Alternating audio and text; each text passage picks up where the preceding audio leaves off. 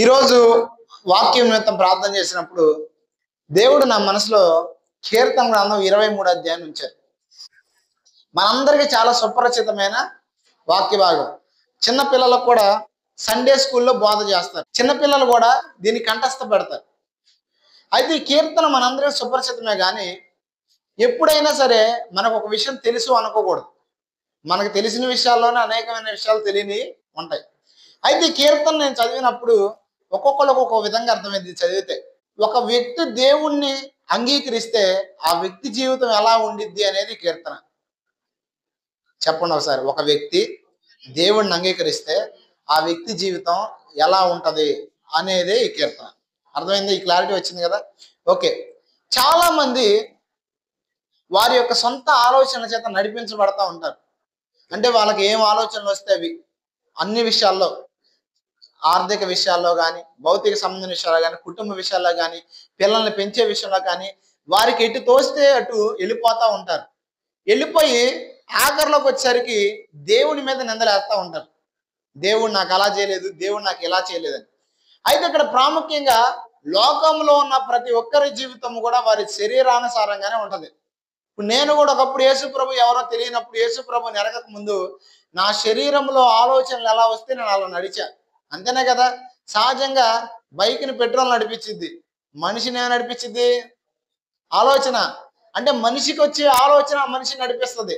అయితే యేసు ప్రభుని అంగీకరించిన మీ జీవితాల్లో, నా జీవితాల్లో మన సొంత నిర్ణయాలు, సొంత పెత్తనాలు ఉండకూడదు. ఎందుకు ఉండకూడదని చెప్తున్నానంటే, మనము విలువ పెట్టి కొనబడిన వారు. ఎందరైతే నమ్మి బాప్తిసం పొందారో వారందరూ కూడా విలువ పెట్టి కొనబడిన వారు. నమ్మి బాప్తిసం పొందని వారి కొరకు కూడా వెల చెల్లించబడింది, కానీ ఇంకా విడుదల పొందల. ఏం పొందల అంటే, మీకు ఆల్రెడీ డబ్బులు కట్టేశాడు దేవుడు మీరు విడుదల పొందడానికి. కానీ మీరేం చేస్తున్నారంటే, ఇంకా నేను పాపం కిందే ఉంటా, సైతాన్ గడి కిందే ఉంటా అని చెప్పేసి బాప్తిసం దగ్గర రావట్లా. రెండవది, బాప్తిసం దగ్గరికి రావడం పక్కన పెడితే దేవుడి దగ్గరకు వచ్చి నాకెందుకు ఇవ్వట్లా అని దేవుడిని అడుగుతున్నాం. ఇప్పుడు పాయింట్ ఏంటంటే, నేను మీకు అర్థంగానే చెప్తానండి. మీ పిల్లలు మిమ్మల్ని అడిగినంత స్వేచ్ఛగా పక్కింటి వాళ్ళ పిల్లలు అడగగలరా? ఒకవేళ కనుక వాళ్ళు వచ్చి మీ పిల్లలు అడిగినట్టు అధికారంగా అడిగారు అనుకో, మీరు ఏమంటారు? లేదు, ఎవడరా నువ్వు అంటారు. అవునా కదా? దేవుడు అనలే, కానీ చెప్తున్నా, మీరు ఎంతకాలం బాప్తిసం పొందకుండా ఉంటారో, మీరందరూ చర్చికి వచ్చినా, ఉపవాసాలు ఉన్నా, ప్రార్థన చేసినా, దేవుని కార్యాల నిమిత్తం 100 సార్లు ఎదురు చూసినా, మీరు ఖచ్చితంగా దేవుని నడిపింపు కిందకి రాలా, అపవాది అధికారం కిందే ఉన్నారు. మనందరం కూడా ఎప్పుడైతే అపవాది యొక్క అధికారం కింద ఉంటామో అప్పుడు వాడు ఏలుబడి చేస్తాడు మన మీద. అపవాది అధికారం కింద ఎవరెవరు ఉన్నారంటే, ఎవరు బాప్తిసం పొందలేదో వాళ్ళందరూ ఉన్నారు. నేను చెప్పట్లేదు, వాక్యం చెబుతుంది. ఇవన్నీ తీసేది చాలా టైం అయింది కాబట్టి క్లుప్తంగా చెప్తున్నా. చాలా మంది ఈరోజు పాపం మీద, శరీరం మీద, అపవాది మీద జయాన్ని పొందుకోలేకపోవడానికి కారణం ఏంటంటే, యేసు ప్రభు యొక్క అధికారాన్ని ఒప్పుకోకపోవడం. అసలు బాప్తిసం అంటే అర్థం ఏంటంటే, మన వాళ్ళు భూతద్దాలు పెట్టి చూపించారు దాన్ని. అంటే ఇప్పటి నుంచి కాదు, ముందు జనరేషన్ వాళ్ళు. బాప్తిసం అంటే ఏంటి? అసలు బాప్తిసం అంటే పరిశుద్ధులు తీసుకునేది, నువ్వు ఒక్కసారి పరమ పవిత్రుడైపోయినా తీసుకునేదని నేర్పించారు. కానీ ఇక్కడ గుర్తుపెట్టుకోండి, బాప్తిసం అనేది పరిశుద్ధులు తీసుకునేది కాదు. పరిశుద్ధులు ఉంటే కనుక యేసు ప్రభు భూమి మీదకి రావాల్సిన పని లేదు. బాప్తిసం అనేది ఎవరు తీసుకునేది అంటే, పరిశుద్ధ పరచబడేవాడు తీసుకునేది. ఎవరు తీసుకునేది? ఒకసారి చెప్పండి. బాప్తిసం పరిశుద్ధ పరచబడేవారు తీసుకునేది. పరిశుద్ధ పరచబడడానికి కొన్ని మెట్లు ఉన్నాయి. ఆ మెట్లలో మొట్టమొదటి మెట్టు ఏంటంటే మారు మనసు. రెండవ మెట్టు ఏంటంటే బాప్తిసం. మూడవ మెట్టు ఏంటంటే ఆత్మ నింపుదల. ఒక వ్యక్తి పరిశుద్ధతలోనికి పరిపూర్ణంగా నడిపించబడాలి అంటే ఆ వ్యక్తి జీవితంలో ఫస్ట్ మార్పు చెందాల. అంటే మార్పు చెందడం అంటే ఏంటి తెలుసా? ఒకటి, నేను పాపిని అనే గ్రహింపు నీకు రావాలా. యేసు ప్రభు రక్షకుడని గ్రహింపు నీకు రావాలా. నీ పాపాల నుండి నువ్వు విడుదల పొందాలనే స్పృహ నీకు కలగాల. ఇది కలిగిన రోజు నువ్వు బాప్తిసం పొందడానికి అర్హురాలివి. అలా నీకు కలిగినప్పుడు ఏం చేయాలంటే నువ్వు బాప్తిసం పొందాల. బాప్తిసం పొందాలంటే ఏం లేదు, నేను చెప్తాను సింపుల్గా. యేసు ప్రభా, ఈ జీవితం నీకు ఇస్తున్నా, నాలో నుండి నువ్వు పనిచేయి, నాలో ఉండి నువ్వు నన్ను నడిపించు. ఇదే బాప్తిసం. చెప్పండి సార్. నాలో నుండి నన్ను నడిపించు, ఇదే బాప్తిసం. అందుకే పౌలు గారు అంటాడు, నేను క్రీస్తుతో కూడా, చెప్పండి, నాగరాజు గారు బాగా చెప్తారు ఈ మాట, అంటే బైబిల్లో మాటలే, నేను క్రీస్తుతో కూడా సిలువ వేయబడి ఉన్నాను, ఇకను జీవించవాడను అంటే ఇప్పుడు ఇక జీవించేది ఎవరో? క్రీస్తే నా యందు జీవిస్తున్నాడు. ఎందుకు ఈ విషయం చెప్తానంటే అసలు దీనికి దానికి సంబంధం ఏంటో నేను చెప్తా. ఇప్పుడు నేను చెప్పేదానికి 23వ కీర్తన సంబంధం ఏంటో చెప్తా. మనం ఎప్పుడైతే బాప్తిసం పొందామో, యేసు ప్రభుని సొంత రక్షణ అంగీకరించామో, అప్పుడు ఏం చేస్తారో తెలుసు దేవుడు? నిన్ను అపవాది అధికారం కింద నుంచి, శరీరం యొక్క అధికారం నుంచి విడిపించి ఆయన అధికారము నీలో ప్రారంభిస్తాడు ఆయన. మీరు ఒకటి గుర్తుపెట్టుకోండి, మనం ఇవ్వకుండా దేవుడు ఏది చేయడు. బాగా తెలుసుకోండి ఈ విషయం. దెయ్యుడైనా దెయ్యమైనా జస్ట్ నీకు మార్గాలు చూపిస్తాయి అంతే, మార్గాలు చూపిస్తారు అంతే. కానీ అది ఎంచుకునే మార్గం నీదే. మంచి వైపు వెళ్తావా, చెడు వైపు వెళ్తావా, అది నీ ఇష్టం. ఖచ్చితంగా నేను ఒక విషయం చెప్పగలను, యేసు ప్రభుని ఎరిగిన వ్యక్తిగా, ఎవరైతే ఆయనకి జీవితాన్ని ఇస్తారో వారి జీవితము ఖచ్చితంగా ఆశీర్వదించబడింది. ఎందుకు నేను చెప్తున్నానంటే, చాలా మందికి యేసు ప్రభుకి జీవితాన్ని ఇవ్వడానికి భయం. చాలా మంది నేను నిలబడలేను, నేను అలా ఉండలేను, నేను ఎలా ఉండలేను. నేను ఒక విషయం చెప్తే వినండి, మనంతటికి మనమైతే ఎప్పుడు నిలబడలేము జీవితంలో. ప్రతి మనిషికి శోధనలు వస్తాయి, ఏదో ఒక సందర్భంలో వస్తాయి. వాడు నల్లగొన్నా, తెల్లగొన్నా, లావుగున్నా, సన్నగున్నా, ఎవరికైనా సరే. ఆఖరికి మున్సిపాలిటీ జాబ్ చేస్తున్నా కూడా వస్తాయి. వస్తాయా రావా? ముసలోడికైనా వస్తాయి. అయితే ఇక్కడ విషయం ఏంటంటే, శోధన కాలంలో మనంతటికి మనం నిలబడలేము. కావని దేవుడు ఎప్పుడైతే బాప్తిసం పొందుతామో, ఆయన అధికారం కిందకు వస్తామో, అప్పుడు ఆయన ఏం చేస్తాడంటే పరిశుద్ధాత్మను మనలో పెడతాడు. ఎవరైతే బాప్తిసం పొందుకుంటారో వారి నెక్స్ట్ స్టెప్ ఏంటంటే జరిగేది, పరిశుద్ధాత్మను వరమును పొందుకుంటారు. ఏం పొందుకుంటారు? ఆ వచనం చూపిస్తా చూడండి మీకు. అపోస్తుల కార్యముల గ్రంథం 2వ అధ్యాయం 38వ వచనం. 2వ అధ్యాయం 38వ వచనం.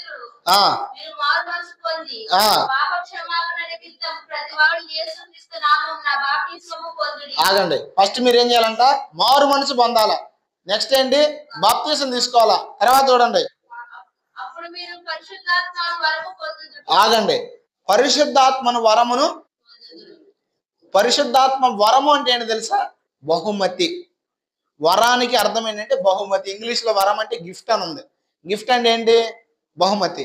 అంటే మీరు ఎప్పుడైతే క్రీస్తు అధికారం కిందకు వస్తారో, దేవుణ్ణి అంగీకరిస్తారో, బాప్తిజం అంటే ఏం చెప్పాను అన్నారు సింపుల్ గా, ప్రభువా నా వల్ల కావట్లా ఈ పాపాన్ని లోకాన్ని జయించడం, నువ్వు నాలో ఉండి జయించు.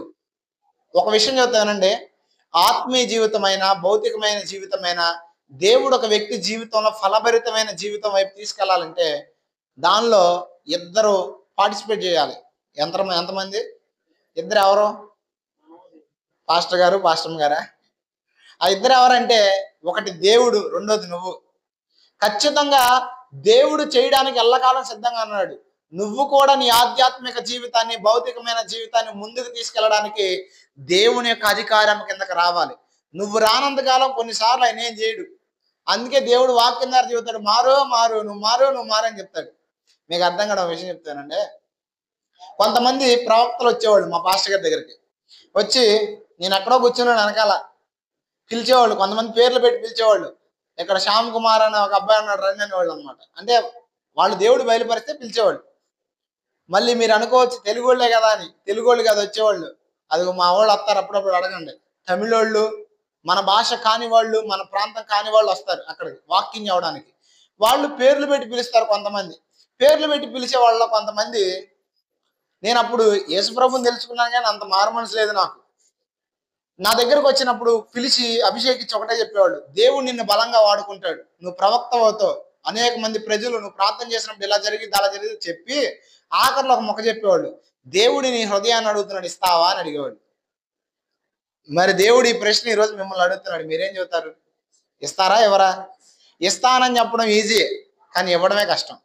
కానీ ఒక విషయం చెప్తానండి, లోబడి చూస్తే దేవుని మహిమ చూస్తాం. ఎప్పుడైనా సరే మనం ఏమనుకుంటాం అంటే, ఫస్ట్ నువ్వు చెయ్యి నేను ఇస్తా, నువ్వు చెయ్యి నేను మారుతా, నువ్వు చెయ్యి అంటాం. కానీ దేవుడు చేయడు. ఎందుకంటే మొట్టమొదటి ప్రారంభించాల్సింది నువ్వు. ఎవరో ఇప్పుడు ఝాన్సీ వాళ్ళ ఇంట్లో ఫస్ట్ ఎవరు వచ్చారు? ఆమె వచ్చింది. తర్వాత కొన్నాళ్ళకి వాళ్ళ ఆయన. తర్వాత బాప్తిజం పొందిన తర్వాత టోటల్గా ఆయన జీవితం. అంటే ఎందుకు చెప్తానంటే, నేను ఏదో గొప్ప కోసం చెప్పట్లేదు విషయం. ఎవరైతే దేవునికి జీవితాన్ని ఇస్తారో, ఫస్ట్ ఎవరైతే డోర్స్ ఓపెన్ చేస్తారో, అప్పుడు దేవుడు ఏం చేస్తాడంటే లోపలికి వచ్చి నడిపిస్తాడు. అందుకే ప్రకటన గ్రంథంలో అంటున్నాడు, నేను హృదయం అనే తలుపు ఎదుటి నుంచి తడుతున్నా, ఎవడు నా స్వరము విని తలుపు తీస్తాడో వాడితో కూడా నేను కాలుతో తన్ని ఎరకొట్టి లోపల రావచ్చుగా, రాడు దేవుడు. దేవుడు ఎప్పుడైనా నీకు స్వాతంత్రాన్ని ఇచ్చాడు, అయితే దేవుడు నీకు ఇచ్చిన స్వాతంత్రాన్ని నువ్వేం చేయాలి తెలుసా? ఉపయోగించాలా. ఖచ్చితంగా చెప్తున్నాను, ఎందరైతే బాప్తిసం పొందుతారో వారందరిలోనికి పరిశుద్ధాత్మను వరముగా దేవుడు అనుగ్రహిస్తున్నాడు. వరముగా అనుగ్రహించబడిన పరిశుద్ధాత్మ దేవుడు ఏం చేస్తాడు తెలుసా?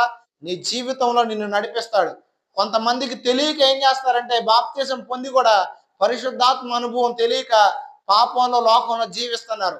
కానీ ఎవరైతే బాప్తిసం పొందుతున్నారో వారందరూ గనక అసలు ఎందుకు పొందారో, బాప్తిసంలో ఉన్న ఒక సత్యం ఏంటో తెలిస్తే, అర్థమైతే జీవితంలో ఎన్నడూ పాపంలో పడరు.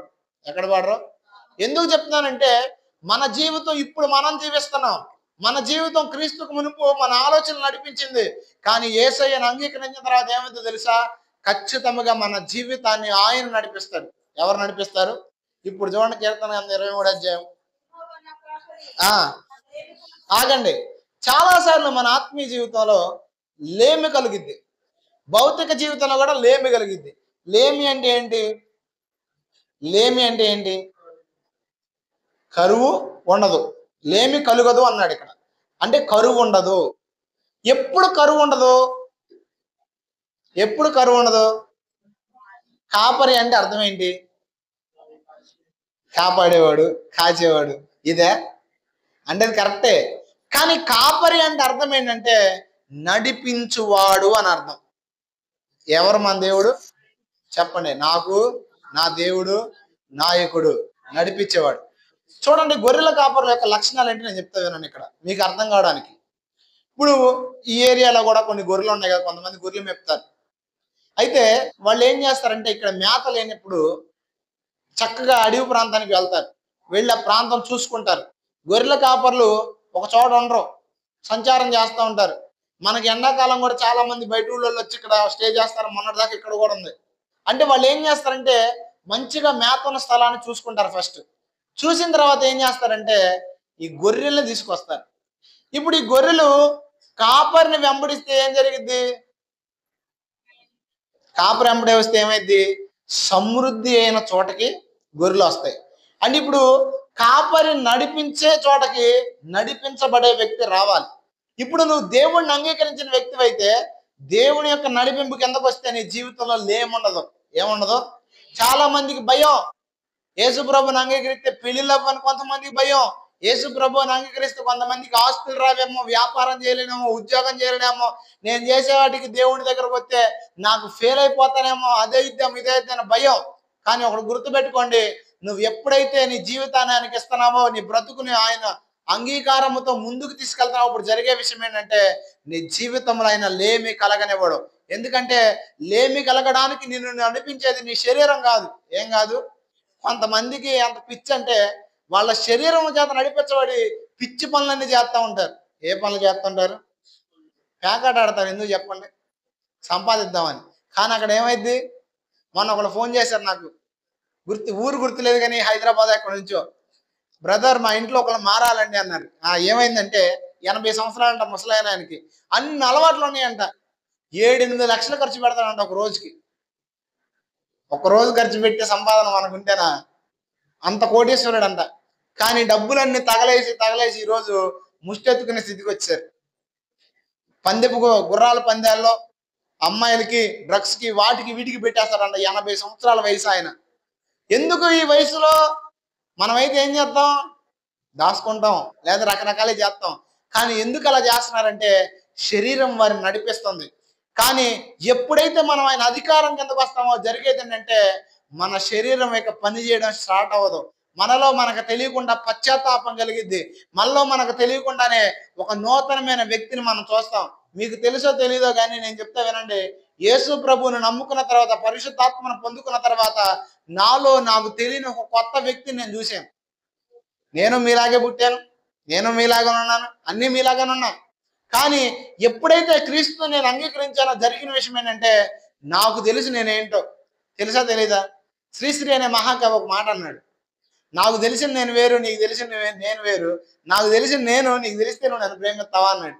సినిమా డైలాగ్ కాదు ఇది, ఒక కవిత్వం ఇది. అంటే దీని అర్థం ఏంటంటే, నాకు తెలిసిన నేను, మీ అందరి ముందుండే నేను, అంతేనా కదా. ఇప్పుడు ఇక్కడ నవ్వుతూ ఉంటారు, గొడవలు ఆడుకునే వాళ్ళు నవ్వుకుంటుంటారు. ఇంటికి వెళ్ళిన తర్వాత అది వచ్చింది, ఇది వచ్చింది, అట్ట ఇట్ట ఇట్ట అట్ట అనుకుంటారా? అంటే ఇక్కడుండే మీరు, అక్కడుండే మీరు, అదే నేను, మీకు తెలిస్తే మీరు నన్ను ప్రేమిస్తారా అని అడుగుతున్నాడు. అది లోకంలో ఉన్నప్పుడు మనలో ఆ స్వభావం ఉంటుంది. కానీ ఎప్పుడు క్రీస్తుని అంగీకరించామో నాకు తెలిసిన నేను మారిపోయా. ఎందుకంటే ఒకప్పుడు కఠిన స్వభావం ఉన్నది, ఒకప్పుడు భయంకరంగా బూతులు మాట్లాడి నోరు తెరిస్తే బూతులే. అగ మా సాయి గారిని అడగని చెప్తాడు, ఎవడు మాట్లాడటానికి ధైర్యం సరిపోయేది కదా నాతో మా ఏరియాలో. ఎందుకంటే ఒరే వాడిని కదిపించకూడదు అనేవాళ్ళు. అప్పుడు నా వయసు అంతా తెలుసా, 14-15 సంవత్సరాలే. అయినా కూడా నేను అట్లా రెబల్గా ఉండేవాడు అనమాట. ఒకసారి పెట్రోల్ బంక్లో పనిచేసేటప్పుడు ఒకడు నన్ను ఏదో అన్నాడు, సంథింగ్ గుర్తులేదు. పెట్రోల్ గన్ అని చేసి పెట్రోల్ కొట్టాను వాడి మీద నేను. ఎందుకంటే కోపం, విపరీతమైన కోపం, అది నా క్యారెక్టర్. కానీ క్రీస్తుని అంగీకరించిన తర్వాత ఏమైంది తెలుసా, ఎంత కోపం వచ్చినా నాకు బూతులు రావు. ఇప్పుడు కోపం వస్తుంది, తిట్టుతా, కోపం వస్తే తిట్టినా ఏమొచ్చింది, మహా ఇది పంది, ఇది తప్ప ఇంకేం రాదు. లేదా మామూలుగా ఏదన్నా మాట, బూత్ మాట నా నోటంటే రాదు. ఎందుకు చెప్తున్నానంటే, క్రీస్తుని అంగీకరించిన తర్వాత, పరిశుద్ధాత్ముడు నాలోనికి వచ్చిన తర్వాత ఆయన నా జీవితాన్ని స్వాధీనం చేసుకున్నాడు. ఎప్పుడైతే ఆయనకి నా జీవితాన్ని ఇచ్చానో, నీలో ఉండి నీతో కలిసి ఆయన జీవిస్తాడు. అది భక్తి జీవితం అంటే. ఏది భక్తి జీవితం అంటే, ఒకడు నీటి మూలముగాను ఆత్మ మూలముగాను జన్మించితే తప్ప, చెప్పండి, జన్మించితే తప్ప వాడు దేవుని రాజ్యాన్ని. ఇప్పుడు ఎదగాలి అని ఎదగాలి ఎదగాలి, కొంతమంది బాప్తిసం పొందడానికి ఇప్పుడే కాదండి, కొద్దిగా ఎదిగినాక. ఎదగాలంటే ముందు నువ్వేం చేయాలా, పుట్టాలా. ఒకడు నీటి మూలంగా ఆత్మ మూలంగా జన్మించాలా అన్నాడు దేవుడు. అంటే మీరు మొదట ఏం చేయాలి, బాప్తిసం పొందాలి. బాప్తిసం పొందితే ఏమైంది తెలుసా, క్రీస్తులోనికి నువ్వు జన్మిస్తావు. అప్పుడు ఏమైందంటే, క్రీస్తు నీతో కలిసి నీ జీవితాన్ని జీవించడం ప్రారంభిస్తాడు. ఏ జీవితం అయితే చీకట్లో ఉన్నదో, తల్లి గర్భంలో మనం ఉన్నప్పుడు ఎక్కడ ఉంటాం చెప్పండి, చీకట్లో ఉంటామా? క్రీస్తులోనికి రాకముందు కూడా మన బ్రతికి ఎక్కడ ఉంది చెప్పనా, చీకట్లోనే ఉంటది. ఎక్కడ, చీకటిలో నుండి మనం వెలుగులోనికి రావాలా. అదే క్రైస్తవం అంటే. ఎప్పుడైతే మనం బయటకు వస్తామో, లోకంలో నుంచి, చీకట్లో నుంచి ఎప్పుడైతే మనం విడుదల పొందుతామో, అప్పుడు జరిగేది ఏంటంటే, నీలో ఉండి ఆయన జీవించడం ప్రారంభిస్తాడు. ఎవరిలో ఉండి, నీలో ఉన్నాడు, నీతో కలుస్తాడు. నీతో కలిసి నడవడం ప్రారంభిస్తే నీ జీవితం ఏది తెలుసా, లేమి లేని జీవితంగా మారిపోద్ది. ఎలా మారిద్ది, నీ జీవితంలో దేవుడు చెప్తున్న మాట ఏంటంటే, ఎప్పుడైతే ఆయన అంగీకరిస్తావో స్థిరమైన కలిమి సంపద నీకు వస్తుంది. సంపద కలిమి అంటే ఓ రావసర్లా, నీ జీవితంలో శాపం పోయిద్ది, నీ జీవితంలో దరిద్రం పోయిద్ది, తరతరాలుగా నువ్వు అనిపిస్తున్న ప్రతి శాపం పోద్ది. యేసు ప్రభువుని అంగీకరించిన వాటి జీవితాలు ఎందుకు మారుతాయి అంటే, కొంతమంది మా జీవితాన్ని చూసిన వాళ్ళు ఏమన్నారు తెలుసా, ఇలా పైనుంచి వచ్చేస్తున్నాయి. ఎక్కడి నుంచి, కొంతమంది అడు బ్యాంక్ మేనేజర్ మొన్న అంటుంది, అయ్యా మీ పైనుంచి వస్తున్నాయా బాగా అంటుంది.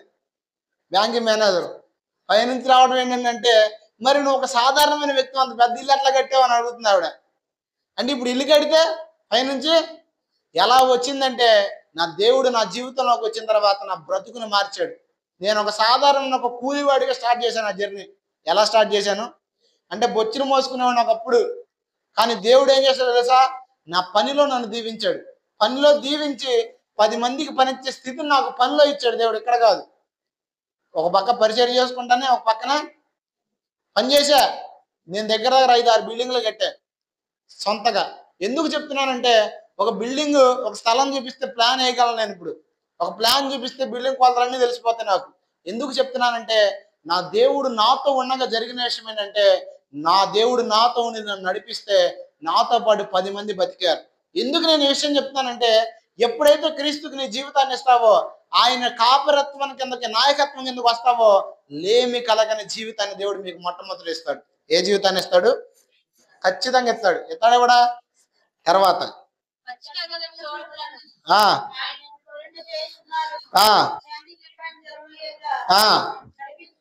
చాలా మంది జీవితంలో శాంతి ఉండదు, సమాధానం ఉండదు, ఎప్పుడు గలిబిలే, ఎప్పుడు భయమే, ఎప్పుడు ఏంటి బతుకనే ఆలోచనే. అయితే నువ్వు ఖచ్చితంగా చెప్తున్నా, క్రీస్తు నాయకత్వం కిందకు వస్తే జరిగే విషయం ఏంటి తెలుసా, నీ జీవితంలో ఆయన శాంతికరమైన జలం యొక్క నేను నడిపిస్తాడు. పచ్చి కలిగిన చోట నువ్వు పడుకుంటావు. శాంతికరమైన జలములు అంటే ఏంటి, శాంతి. శాంతి ఉన్న చోట భయం ఉండిద్దా? శాంతి అంటే మీ ఇంటి పక్కలు మీ ఇంటి ఎదరాడు కాదు. శాంతి అంటే సమాధానం. హల్లెలూయా. ఖచ్చితంగా దేవుడి నాయకత్వం కిందకు వస్తే ఒకటి లేమి కలగదు, పచ్చి కలిగిన చోట్ల మన పనులు చేస్తాడు. ఇంకోటి ఏంటి తెలుసా? శాంతికరమైన జలం చేద్ద ఆయన నడిపిస్తాడు. తర్వాత ఆగండి, మన ప్రాణాలు చాలాసార్లు ఈ లోక సంబంధమైన విషయాలతో, లోకంలో కొన్ని వీటితో విసిగిపోతుంది. ఎందుకురా ఈ జీవితం, చచ్చిపోతే బాగుంటుంది అనే ఫీలింగ్ వచ్చేస్తుంటది. మన మీదే మనకు కొన్నిసార్లు విరక్తి కలుగుతూ ఉంటుంది. అలాంటి సమయాల్లో ఆయన ఏం చేస్తాడు తెలుసా? ఆయన నాయకత్వం కింద నిన్ను సేద తీరుస్తాడు. ఏం తీరుస్తాడు అంటే నీ ప్రాణముకు నెమ్మది కలిగిద్ది, సమాధానం కలిగిద్ది. ఇప్పుడు అసలైన పాయింట్ చూడండి అక్కడ.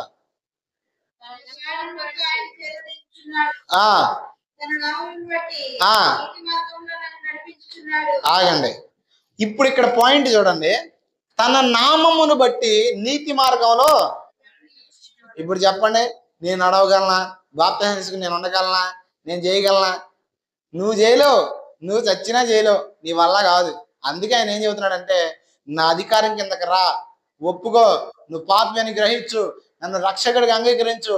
అప్పుడు నేనేం చేస్తానంటే నా ఆత్మను నీ యందుంచి నేను నూతనమైన కార్యాలు నువ్వు ఏదైతే చేయలేని అనుకుంటున్నావో, ఎక్కడైతే నిలబడలేని అనుకుంటున్నావో దాన్ని నీ ద్వారా చేస్తానని దేవుడు చెప్తున్నాడు. నువ్వు ఖచ్చితంగా పాపం ఎదుట నిలబడలేని బలహీనమైన హృదయం కలిగి ఉన్నావేమో. ఒకవేళ నీ హృదయము, కొంతమంది హృదయం ఎలా ఉంటుందంటే లూజ్ మైండ్. లూజ్ మైండ్ అంటే లూజ్ మైండ్ అంటే గాలి కూగే రెల్లులాగా ఉంటుంది. కొంతమంది తప్పు చేసే అవకాశం ముందుకు వచ్చినా సరే నిలబడగలుగుతారు, చేయకూడదు అనుకుంటారు. కొంతమంది ఏం చేస్తారు తెలుసా? సులువుగా జారిపోతారు, అంటే సులువుగా టర్నింగ్ అయిపోతూ ఉంటారు. చేయకూడదు అని లోపల ఉంటుంది, కానీ వాళ్ళ యొక్క మైండ్ ఏం చేస్తారంటే లూజ్ మైండ్ అనమాట. అలాంటి లూజ్ మైండ్ అయినా సరే దేవుడు ఏం చేస్తాడు తెలుసా? తన ఆత్మను నీ యందుంచి బలమైన హృదయంగా మార్చగలడు. సెయింట్ అగస్టిన్ అని ఒక భక్తుడు, మీ అందరూ తెలిసే ఉంటారు, ఆల్రెడీ వినే ఉంటారు. భయంకరమైన వ్యభిచారి. అలాంటి వ్యభిచారం కోసం తన తల్లి కన్నీటితో ప్రార్థన చేయగా దేవుడు ఒకరోజు సెయింట్ అగస్టిన్ ని దర్శించాడు. దర్శించిన తర్వాత తను చేస్తున్న పాపాన్ని విడిచిపెట్టి అగస్టిన్ వస్తే, ఒక అమ్మాయి, ఏ అమ్మాయితో అయితే ఒకప్పుడు అక్రమ సంబంధాన్ని కలిగి ఉన్నాడో ఆ అమ్మాయి సెయింట్ అగస్టిన్కి ఎదురు కనబడి, అగస్టిన్ నేను గుర్తులేనా అంటే, నీ అగస్టిన్ చచ్చిపోయాడు, ఇప్పుడు క్రీస్తు నా యందు జీవిస్తున్నాడు అని చెప్పాడు అగస్టిన్. కారణం ఏంటి అంటే నీది లూజ్ మైండ్ అయి ఉండొచ్చు. ఒకవేళ నీ జీన్స్, ఒకవేళ నీ మైండ్ నిన్ను తప్పుగా నడిపించవచ్చు. అయితే నువ్వు ఆయన నాయకత్వం కిందకు వచ్చి బాప్తిసం ముందు ఏం జరిగింది అంటే ఖచ్చితంగా నీ బంధకం నుంచి ఆయన విడిపించి నిన్ను స్వతంత్రుడిగా చేస్తాడు. ఎందుకంటే ఇక నుంచి బాధ్యత నీది కాదు. నువ్వు నీతిగా నడవడానికి ఎవరిది కాదు చెప్పండి? నాది కాదు. మరి ఎవరిదే?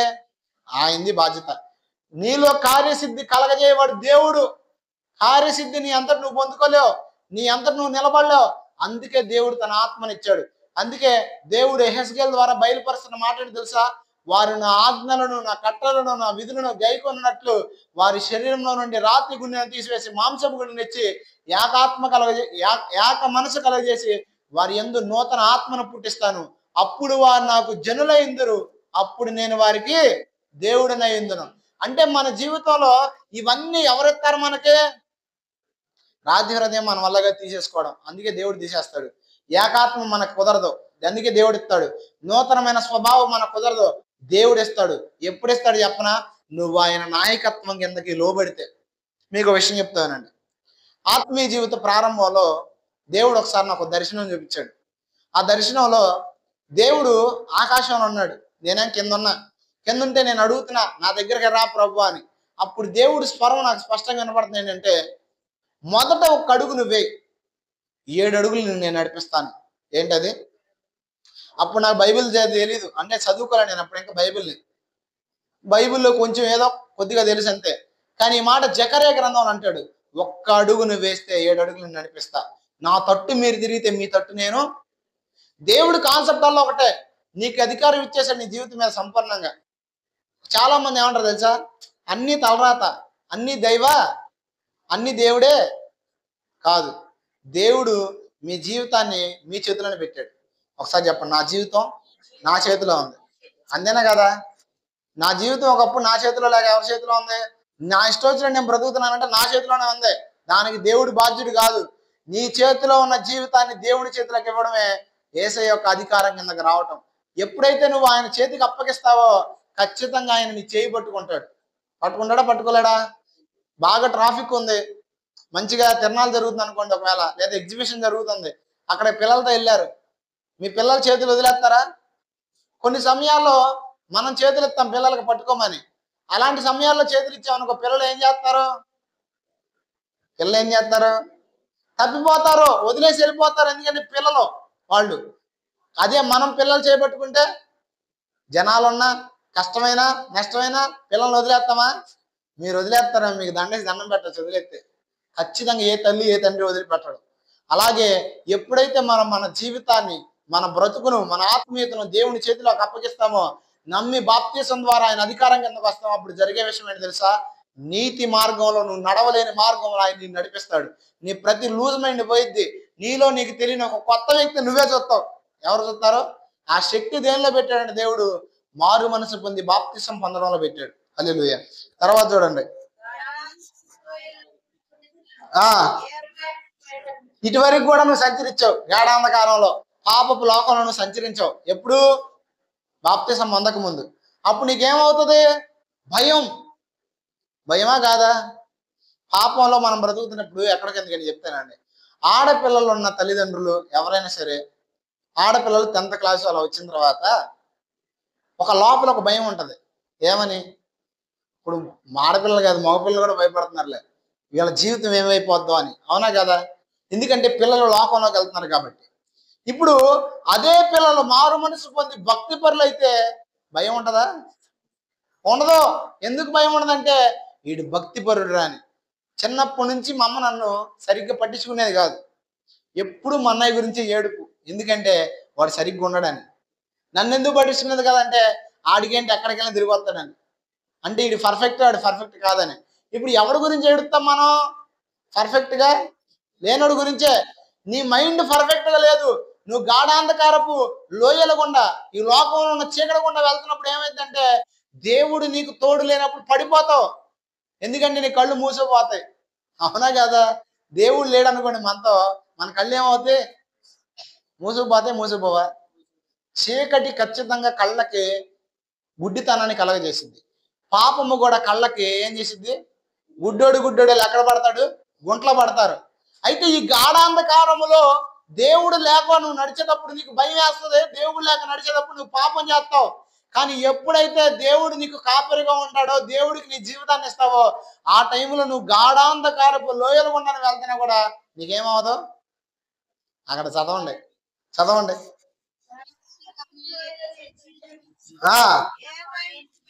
ఎందుకు భయపడం? దేనికి భయపడ్డంట? ఒకప్పుడు భయపడ్డాడు, కానీ ఇప్పుడు దేవుడు అధికారం కిందకు వచ్చాడు కాబట్టి భయపడ్డు. ఎందుకు భయపడ్డా చూడండి.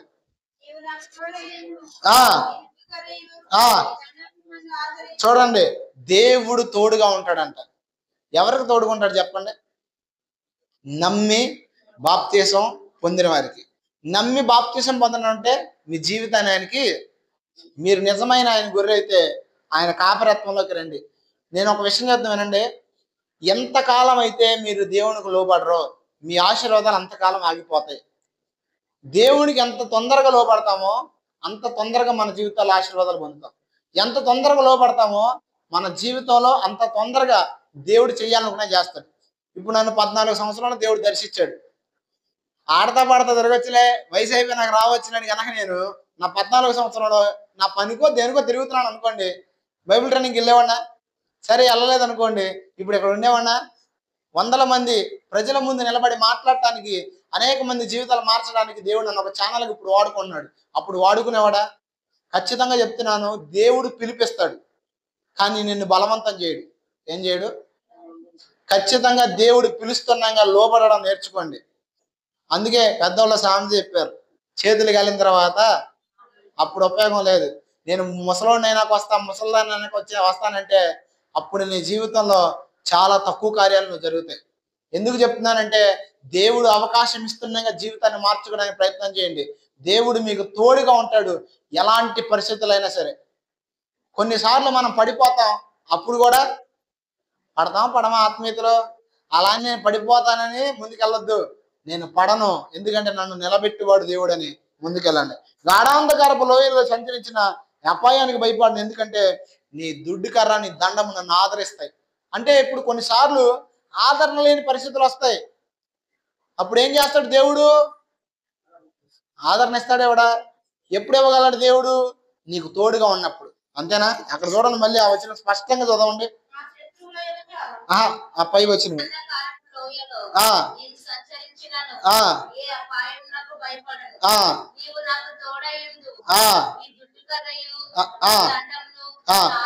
చాలా మంది జీవితాల ఆదరణ ఉండదు. అంటే ఏంటో చెప్పనా? నేనున్నానులే అని చెప్పేవాళ్ళు ఉండరు. కానీ నేను చెప్తున్నా, నువ్వు ఆయన అంగీకరిస్తే ఆయన వస్తాడు నీ కోసం. మీకు విషయం చెప్పనా? యేసు ప్రభు నమ్ముకున్న తర్వాత కొన్ని సంవత్సరానికి 2 సంవత్సరాలకు మా అమ్మకి ఒక చిన్న ఆపరేషన్ చేయాల్సి వచ్చింది. ఆపరేషన్ చేయాల్సి వస్తే మా ఇంట్లో వాళ్ళు ఎవరు రాలా.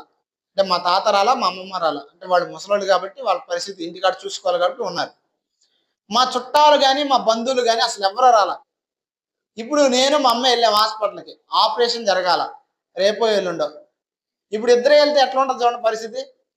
నేను ఎవరిని? అబ్బాయిని. మా అమ్మకి ఎవరు లేరు సపోర్ట్ చేయడానికి. 2015లో ఇది జరిగింది. అయితే ఇలా ఉన్న పరిస్థితుల్లో మా అమ్మని ఒక 2-3 రోజులు ముందే అడ్మిట్ చేశారు హాస్పిటల్లో. అడ్మిట్ చేస్తే మా అమ్మకి విపరీతమైన దడొచ్చేస్తుంది అనమాట. అంటే బీపీ పెరిగిపోయింది బాగా. ఒక రాత్రి కాదు. బీపీ పెరిగిపోతే తెల్లారి ఆపరేషన్. బీపీ పెరిగితే ఆపరేషన్ చేస్తారా? చేయరు. అయితే ఇప్పుడు ఈవిడికి ఏం చేయాలో తెలియట్లా. ఆపరేషన్కి అన్ని సిద్ధపడ్డాం. అప్పుడు నా 15 సంవత్సరాల వయసు. నా చేతిలో ₹1,00,000 ఉన్నాయి అప్పుడు. అంటే మా తాతలు నన్ను నమ్మి ఇచ్చారు. నేను మా అమ్మ ఇద్దరమే ఉన్నాం. ఇలా ఉన్న పరిస్థితుల్లో ఆ రాత్రికాల సమయంలో ప్రభు మా అమ్మని దర్శించాడు. ఎలా అంటే ఆవిడ అలా పడుకున్నందంట. పడుకుని ఉంటే ఒక ఇద్దరు నర్సులు, ఒక డాక్టర్ గారు తలుపులో నుంచి వచ్చారంట. ఎక్కడి నుంచి వచ్చారు? తలుపులో నుంచి వచ్చి డాక్టర్ గారు అన్నాడంట, ఎందుకమ్మా భయపడుతున్నావు అని అన్నాడంట. అంటే మా అమ్మ అందంట ఆయనతో, అయ్యా నువ్వెవరో, నేను ఎప్పుడు చూడలేదే, ఇక్కడ కొత్తగా వచ్చావంటే, నేను మీ చిన్న అబ్బాయికి బాగా తెలుసమ్మా అని చెప్పాడంట ఫస్ట్. రెండవది, భయపడొద్దు, నేను నీతో ఉన్నానని చెప్పాడంట. చెప్పి తల మీద ఒక చెయ్య, గుండె మీద ఒక చెయ్యేసి ప్రార్థన చేశాడంట. ప్రార్థన చేసి ఆయన మాయమైపోయాడు. తర్వాత ఆశ్చర్యం ఏంటంటే మా అమ్మకి ఆపరేషన్ కంప్లీట్ అయిపోయిన దాకా ఎలాంటి భయం లేదు. ఆపరేషన్ కంప్లీట్ అయిన తర్వాత కూడా ఏమీ లేదు. ఎందుకు ఈ విషయాన్ని నేను చెప్తున్నానంటే, మనుషులైనా కొన్నిసార్లు మనల్ని ఆదరించడానికి రారు. మనుషులు ప్రేమ ఉన్నా మన మీద ఏమన్నా కొన్నిసార్లు దూరంగా ఉంటారు మనకి. కానీ నువ్వు ఆయన అంగీకరిస్తే జరిగేది ఏంటంటే, పరమలో ఆయన ఉండడు. ఎక్కడుంటాడు తెలుసా? నువ్వు ఎక్కడుంటే అక్కడే ఉంటాడు. ఆయన ఖచ్చితంగా అదృశ్యుడై నీతో ఉన్నాడు, నీలో ఉన్నాడు. నీలో ఉండి జీవించడానికి ఆయన ఇష్టపడుతున్నాడు. అయితే ఇప్పుడు నా ప్రశ్న, మీరు ఆయనతో కలిసి నడవడానికి ఇష్టపడుతున్నారా? ఇష్టపడితే బాప్తిసం పొందండి. మీలో ఎవరైనా బాప్తిసం పొందితే రండి, ఆదివారం రేపొద్దున ఇచ్చేస్తాను. నాకు 100 సంవత్సరాలు, సంవత్సరం అవసరంలా. ఎప్పుడైతే హృదయంలో స్పందన కలిగిందో తీసుకోవాలని ప్రార్థన చేసుకుని తీసుకోవాలంటే తీసుకోవచ్చు. నేను ఎక్కడికి వెళ్ళిన ఇదే ప్రకటన. ఎందుకు చెప్తున్నానంటే, దేవుడు అవకాశం ఇస్తున్నాడు మనకి. మనకు ఉండగా దాన్ని వినియోగించుకోండి. అప్పుడు ఏమైంది తెలుసా? మనుషులు చేయలేని కార్యములు సైతము దేవుడు మనలో నుండి చేస్తాడు. హల్లెలూయా. తర్వాత చూడండి.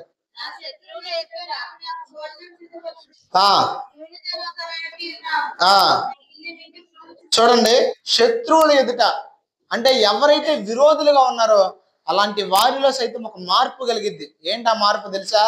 అరే బాబాడు దేవుని ప్రజని. అవసరమైతే కొన్నిసార్లు నీకు వ్యతిరేకంగా లేపే వాళ్ళ మనసును మారుస్తాడు దేవుడు. లేదంటే ఏమైంది తెలుసా? వాళ్ళే లేకుండా పోతారు భూమి మీద. అట్టని చెప్పేసి గిన్నెల కాడ, కుండల కాడ, చికెన్ ముక్కల కాడ తనుకున్న వాళ్ళందరూ లేపేయమని అడగడం కాదు. కొన్నిసార్లు జీవితంలో మన మీద కావాలని చెప్పేసి కొంతమంది కక్ష కడతారు. భయంకరమైన కక్ష అది.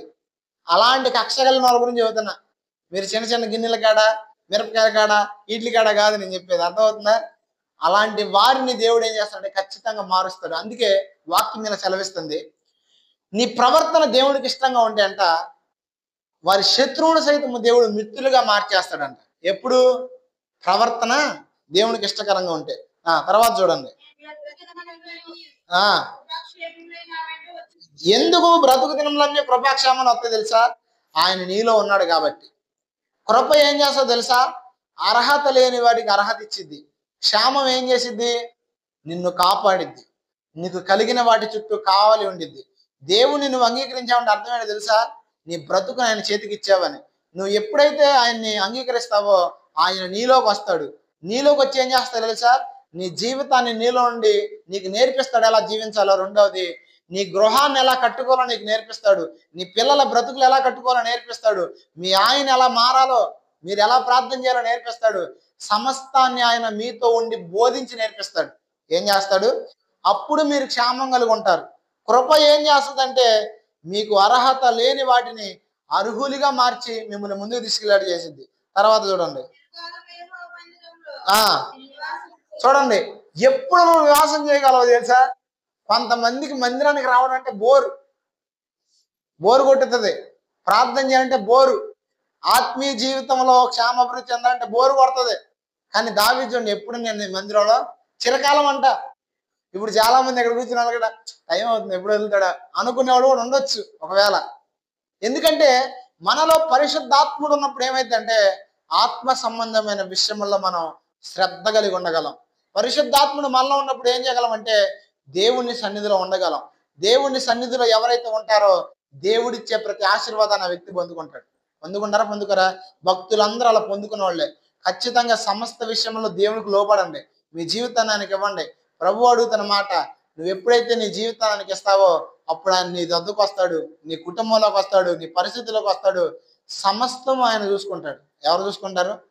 నేను ఖచ్చితంగా మళ్ళీ చెప్తున్నా, మీరు ఇవ్వకుండా ఆయన రాడు. మీరు పిలవకపోతే మీ జీవితంలోకి, మీ బ్రతుకులోకి ఆయన రాడు. ఒకవేళ మీరు పిలవాలి, మీ బ్రతుకు ఆయనకి ఇవ్వాలంటే ఒకే ఒక మార్గం. ఫస్ట్ మారు మనసు, తర్వాత బాప్తీసం. నువ్వు ఎప్పుడైతే ఈ రెండు క్రియలు చేస్తావో దేవుడు చేయవలసింది సమస్తం ఆయన చూసుకుంటాడు. అర్థమైందా?